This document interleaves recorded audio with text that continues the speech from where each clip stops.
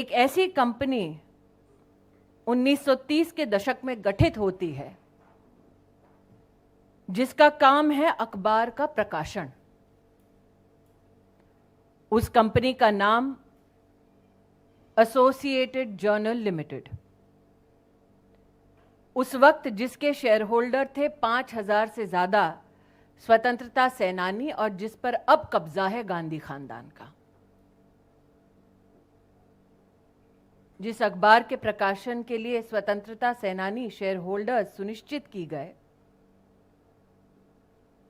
उसकी share holding एक परिवार को इसलिए दी गई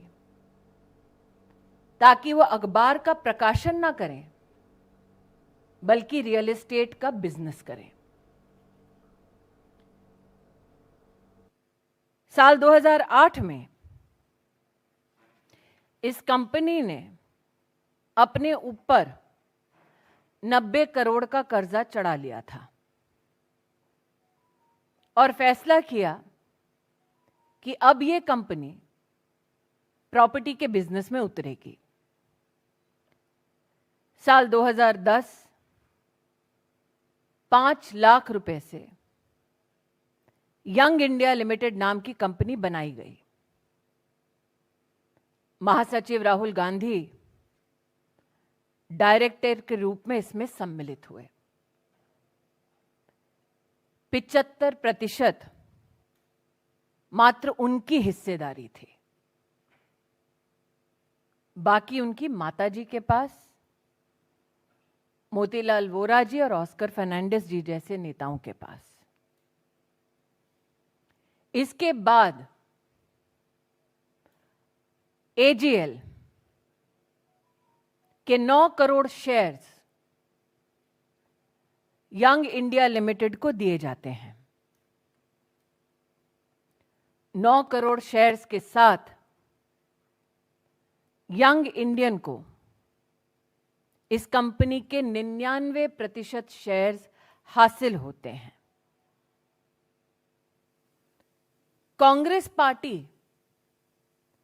कंपनी को, मतलब एजीएल को 90 करोड़ का लोन देती है जो कांग्रेस पार्टी माफ कर देती है। आज मेरा प्रश्न है विनम्रता से उन लोगों से जिन्होंने कांग्रेस का समर्थन किया, कांग्रेस पार्टी के लिए डोनेशन दिया ताकि लोकतांत्रिक गतिविधियों में वो हिस्सा ले सके। क्या ऐसे डोनर्स की ये मंशा थी कि उनका पैसा कांग्रेस पार्टी उस कंपनी को समर्पित कर दे जिसमें मालिकाना हक गांधी खानदान का?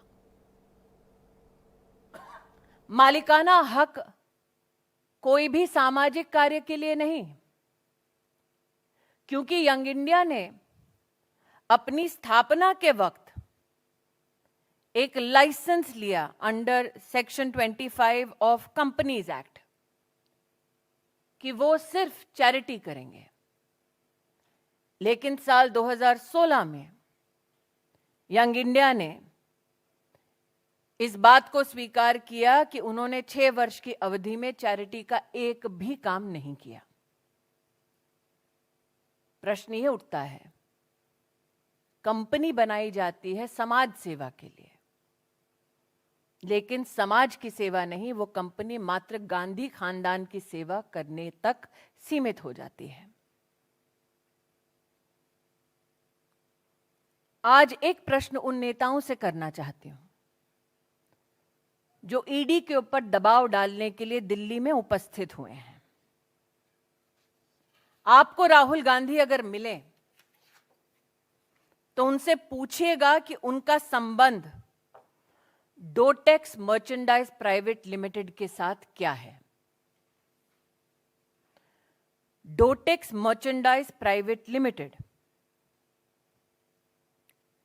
हवाला एंट्री ऑपरेटर कोलकाता से संबंधित है, जो कैश के बदले चेक देती है,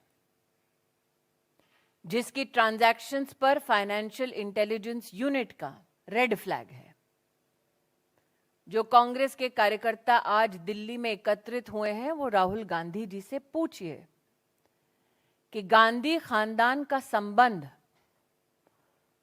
डोटेक्स मर्चेंडाइज प्राइवेट लिमिटेड से क्या है। क्या ये सत्य है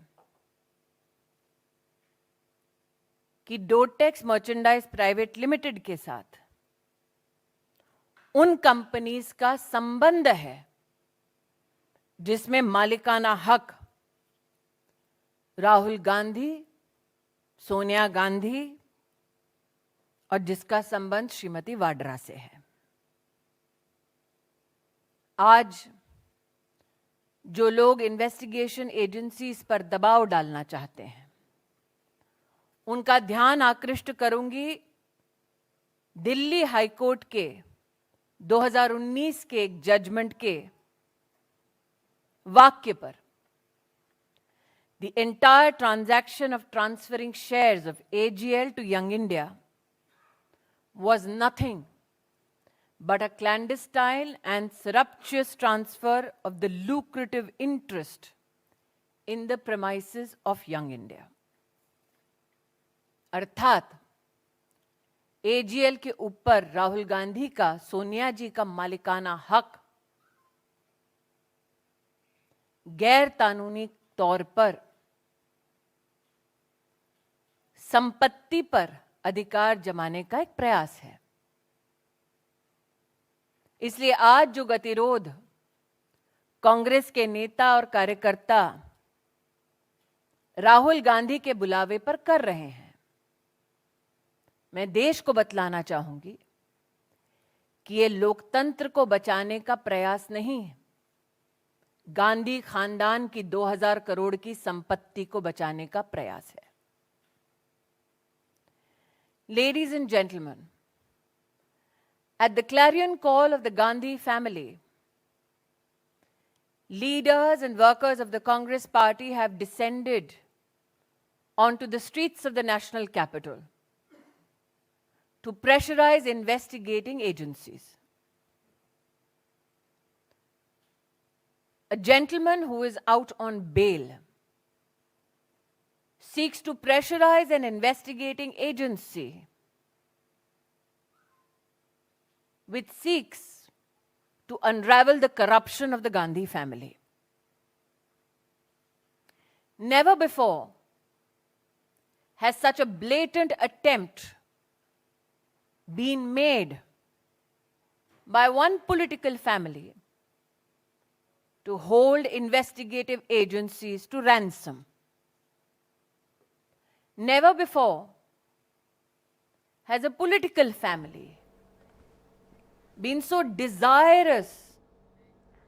तो दिल्ली से सीधी तस्वीरें आपको हम दिखा रहे थे। केंद्रीय मंत्री स्मृति ईरानी यहाँ पर प्रेस वार्ता कर रही थी और उन्होंने नेशनल हेराल्ड मामले पर प्रकाश डाला है। कांग्रेस पर उन्होंने तीखा प्रहार किया कि कैसे इसकी शुरुआत हुई, कैसे इसका घोटाला हुआ, गांधी परिवार का क्या कुछ इससे संबंध है। सभी बातों का जिक्र वे लगातार कर